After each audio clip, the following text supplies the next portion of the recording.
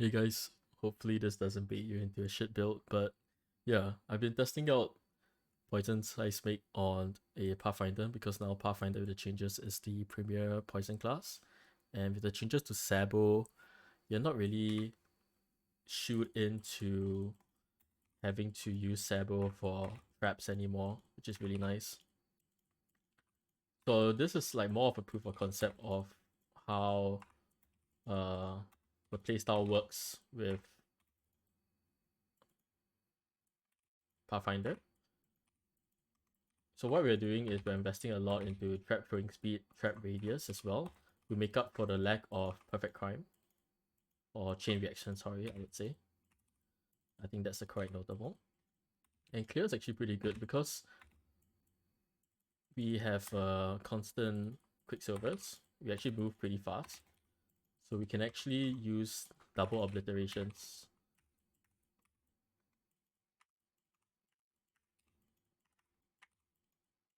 I have no chaos rest on this character because yeah, I barely geared it at all, but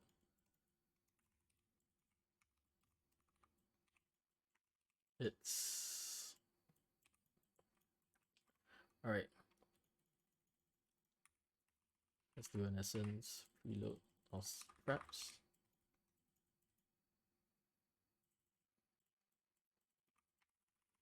Essences are actually pretty comfortable on Seismic, so it'll be a good way to start off your character in gearing. And the gear for this character is actually pretty easy to gear.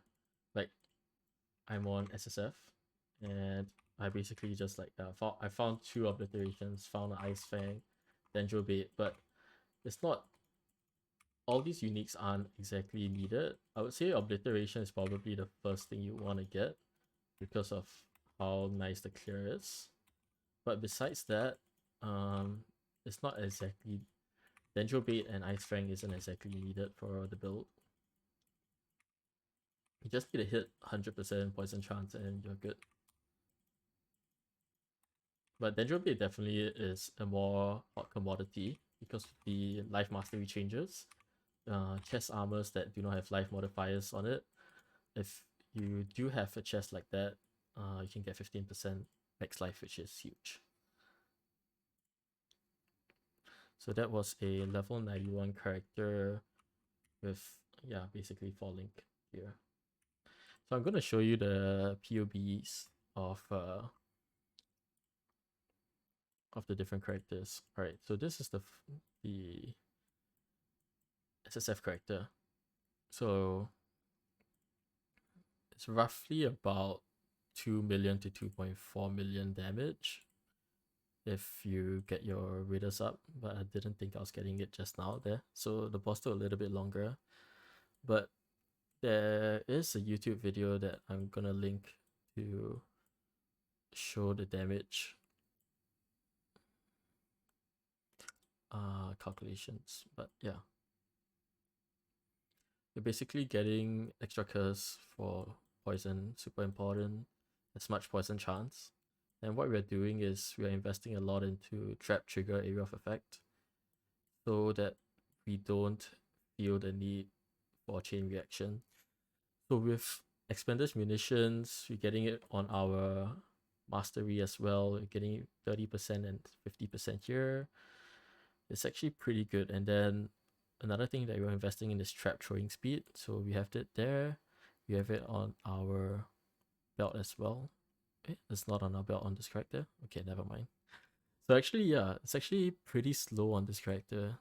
It's at 0.41. And then on our actual POB with some gear from trade, you'll actually be hitting 0.31. So it's actually almost a full cast faster than what you want on what I was showing you on that character.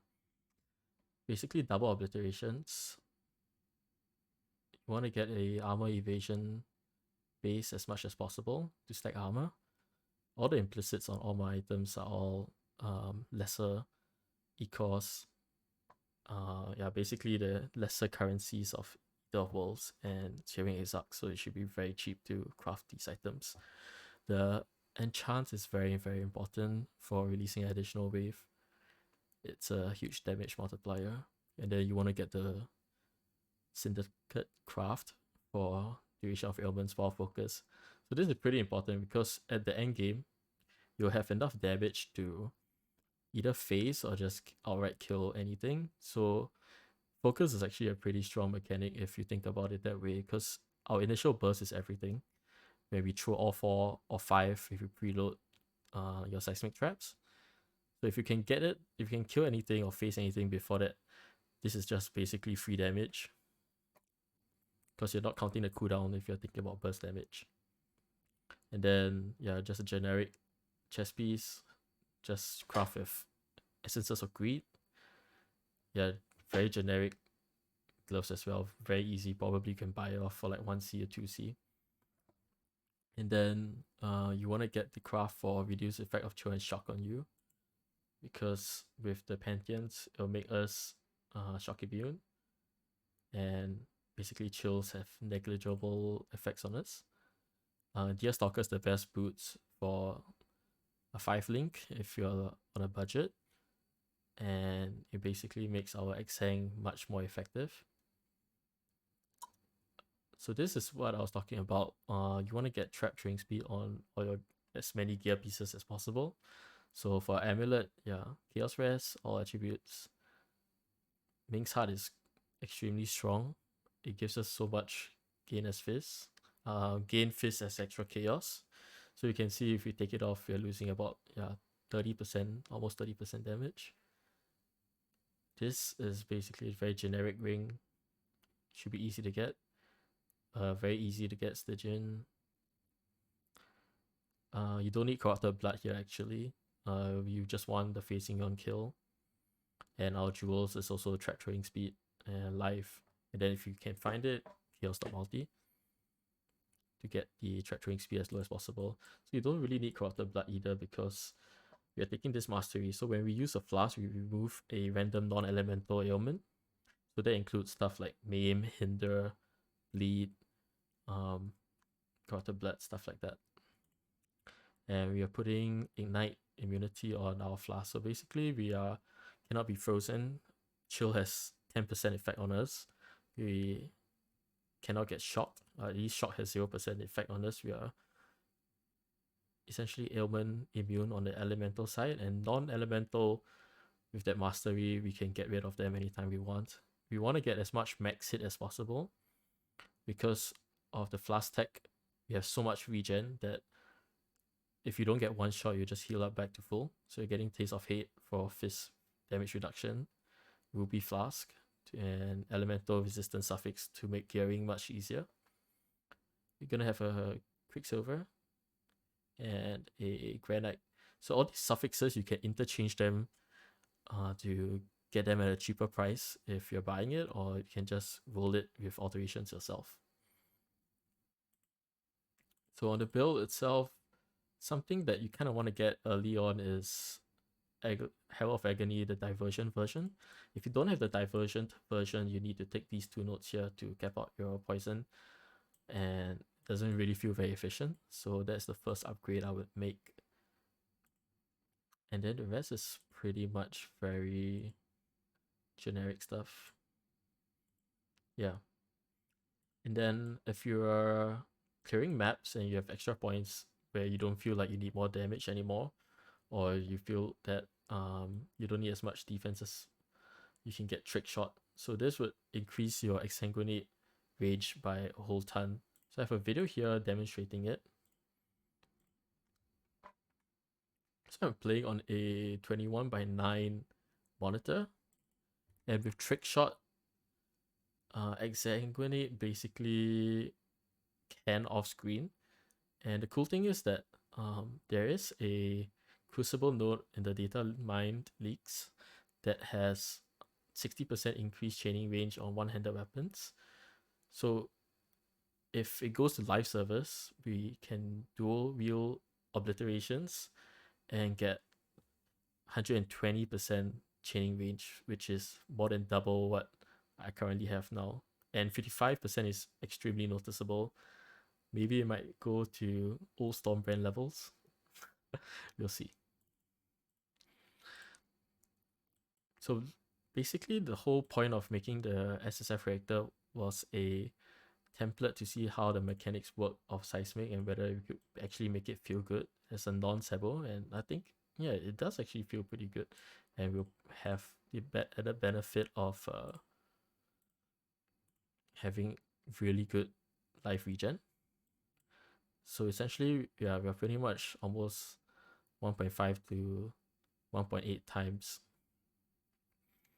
more tanky, and then we have like a shit ton of life regen, a little bit more armor, and a crap load more damage, like 6.5 times I would say. And you get a crap ton more if you're bossing. And the good thing about bossing is that because most of our gems in our weapons aren't very essential, you can just weapon swap and you still have all auras on and everything, so it makes it very seamless.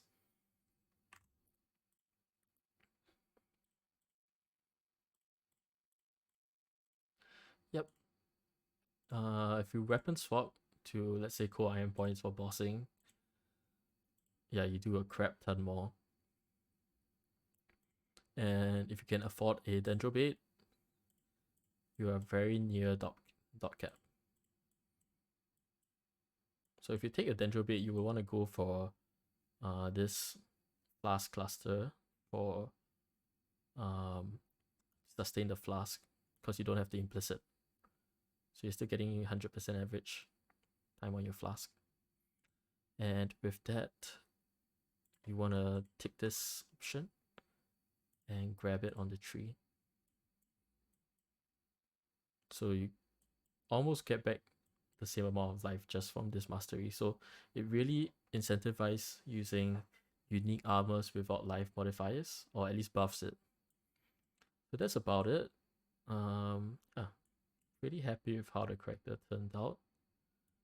And it's almost like, yeah, more than 10 times the damage if you go for this setup, which isn't very expensive, honestly. So, yeah, good luck on your league starts. This is just a concept, it's not really a guide, I would say. It's just outlining a skeletal PoB and a low level character just to test stuff out, but it looks good so far.